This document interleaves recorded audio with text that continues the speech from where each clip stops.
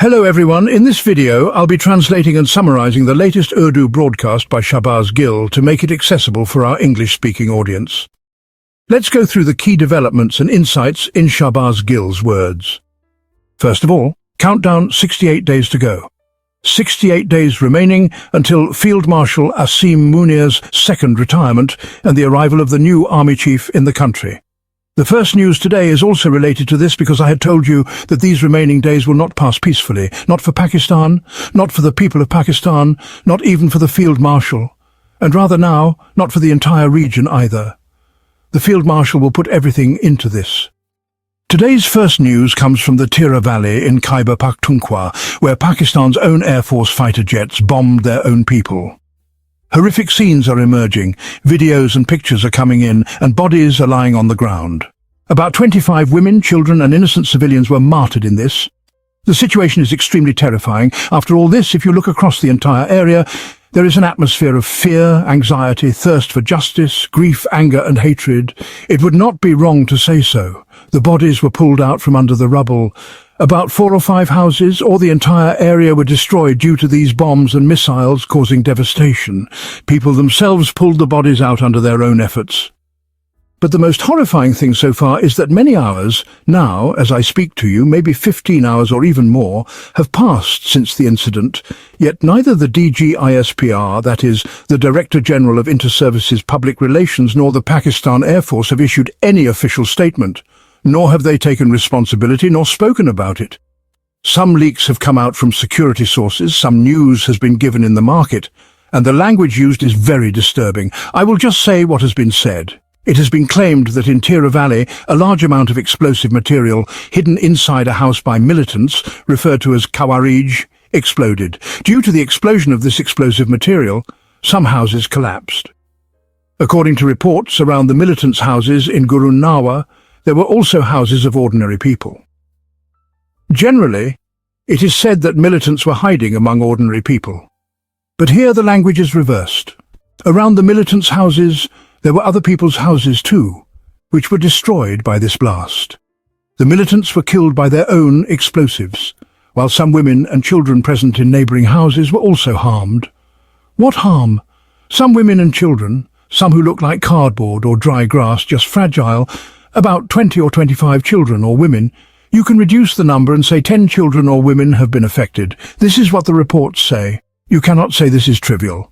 Have some shame and call them martyrs, because when you expect people to be given the status of martyrs, and we always say that martyrs should be honoured, whether those martyrs are our soldiers fighting on the borders, or police personnel, or any worker doing hard work, or someone in security or law enforcement, or a civilian, or a doctor treating a pandemic or some other epidemic and gets infected, they are martyrs. All these people are martyrs and deserve equal respect. If you use such disgraceful words, claiming from security sources, and then saying that militants were living among ordinary people and that neighbouring houses were also destroyed because of the explosion, then what harm was done? Were there no injuries? No fingers broken? There are bodies of small children lying there. They were martyred. You are insulting their martyrdom, you are insulting their blood, you are insulting their lives.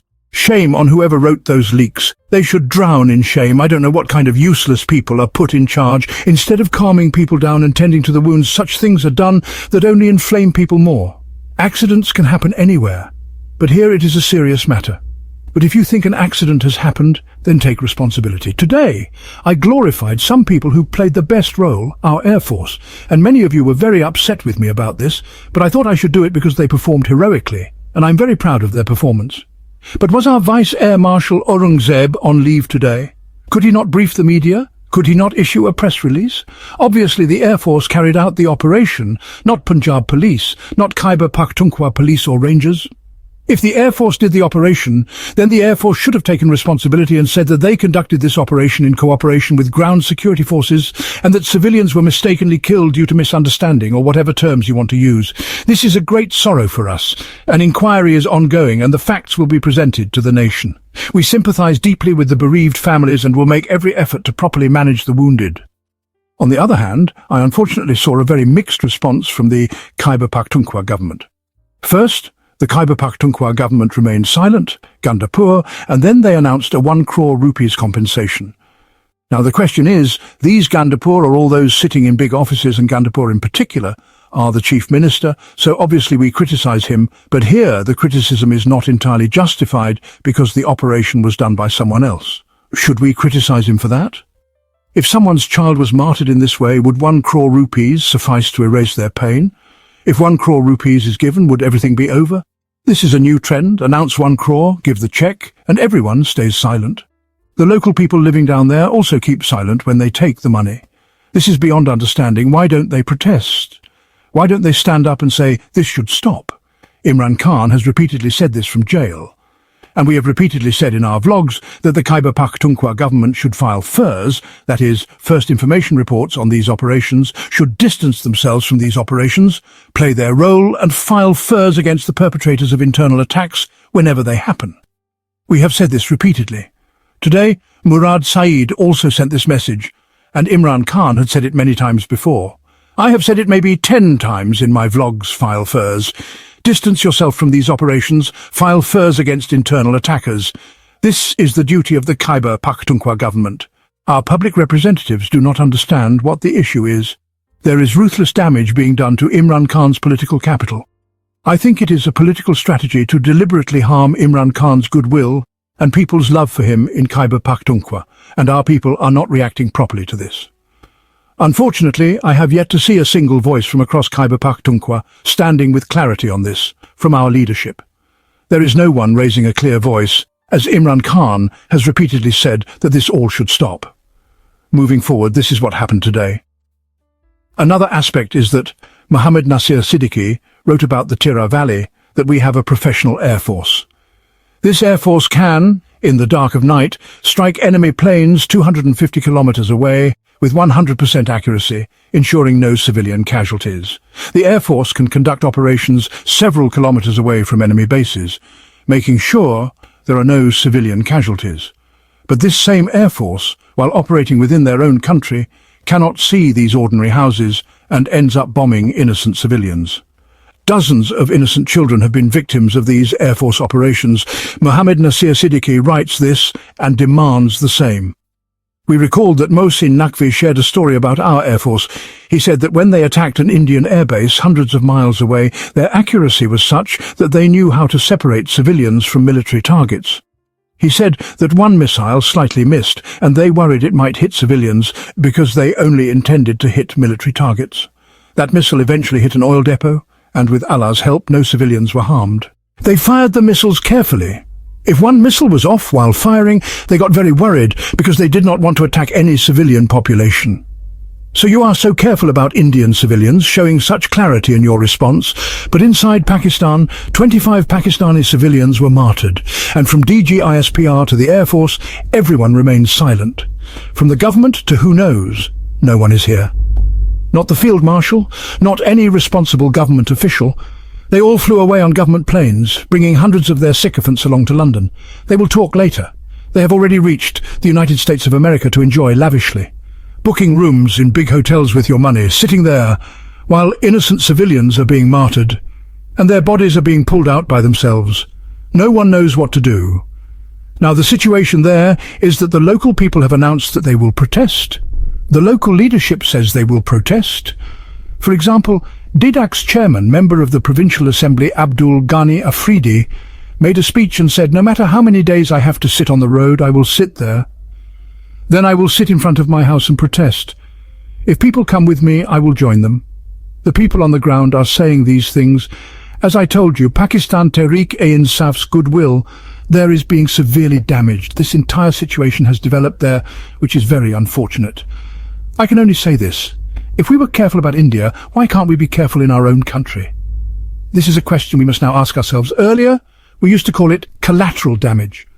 Now, after killing civilians with drones and bombardment, we say there were no civilians. These were all terrorists. Or else we say we bombed there, and the surrounding houses, which were actually civilian houses, were affected. The militants' house was in the middle, and their explosives went off, and they died.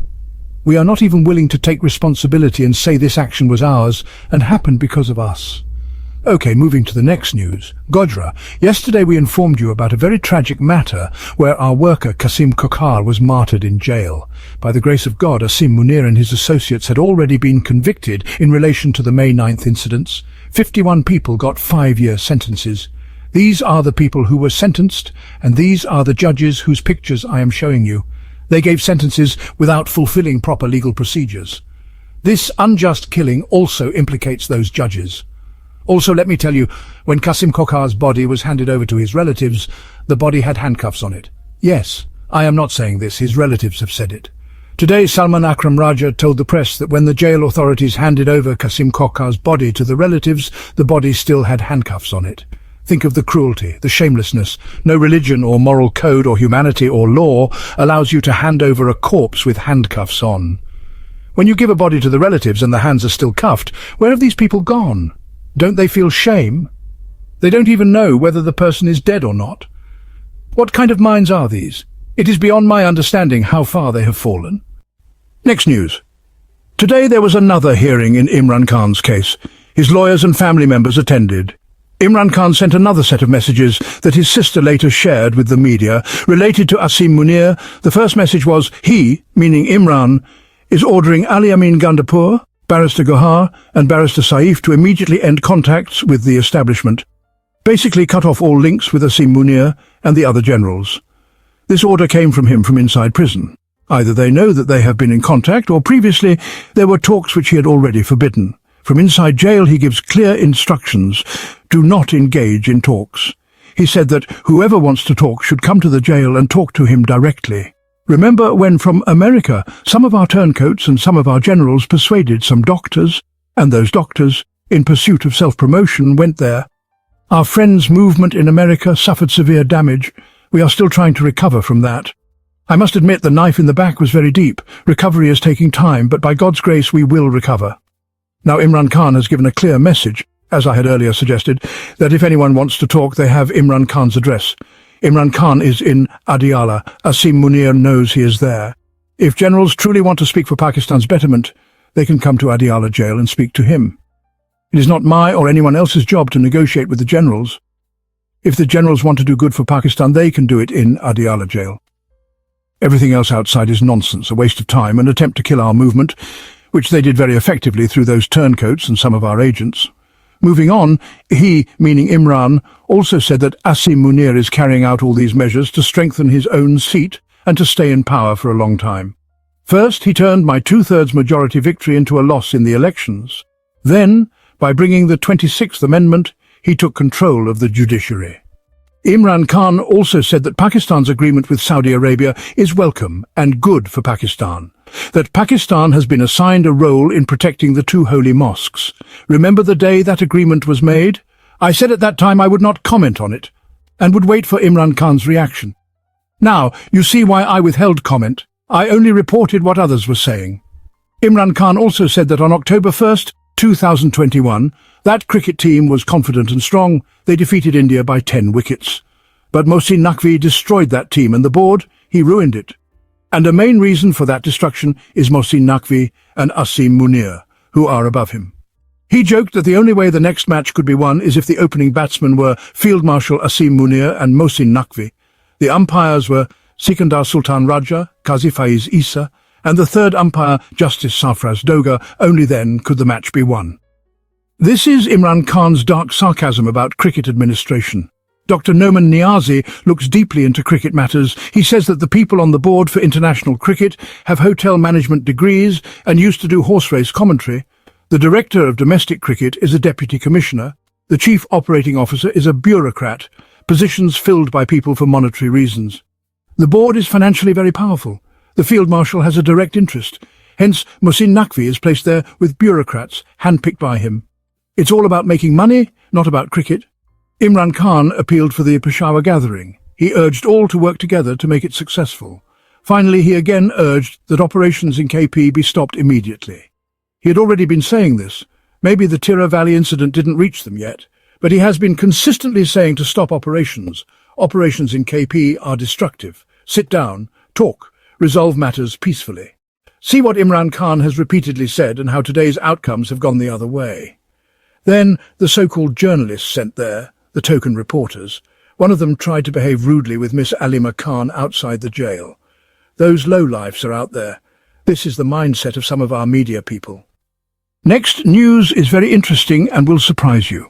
The Field Marshal has ordered that the Balochistan government and the Pakistan Army jointly launch a decisive operation against narcotics, and operations have begun. During organised actions, opium poppy crops in many areas were destroyed. Now this is all fraud and falsehood. I'll tell you why. You don't destroy opium crop fields in a day, and it does not happen without government patronage. The Telegraph published a story, a big international newspaper, claiming Balochistan has become the new opium capital of the world, that large tracts of land there are under poppy cultivation. They published pictures and a full story about thousands of acres. Local journalists do not dare report. If they did, they would be suppressed, because this must be happening under government patronage. I don't think it could happen without the support of Balochistan's government and other institutions. Now that the story spread in international media, the narrative being put out is, we started an operation and destroyed the opium crop. Are we to accept that? Did this happen without the local government's patronage? It seems everyone is being told what to say. Do you think no one understands what you're doing? Next news, arrest warrants have been issued for Aman Mazari and Hadi Ali Chatha, and the on-duty judge has ordered they be arrested and produced in court on September 24th. Meanwhile, PTI's Punjab leadership, led by Hamza and others, released a list of 101 MPAs and asked them to report to Adiala at 1 o'clock in the afternoon because of Imran Khan's court appearances and meetings on Tuesday. So, there are 101 MPAs instructed to show up outside Adiala jail. Obviously, people will watch how many actually come and how many do not. Those who are missing will be called out on social media. So my humble request to you is, do not give people the chance to call you names. In any case, be present outside Adiala jail. That wraps up our translation of Shahbaz Gill's video. I hope this English version helped you understand his message better. Please like, share and subscribe to Awami Lens to help our community grow. Don't forget to leave a comment below and let me know what you thought of this effort.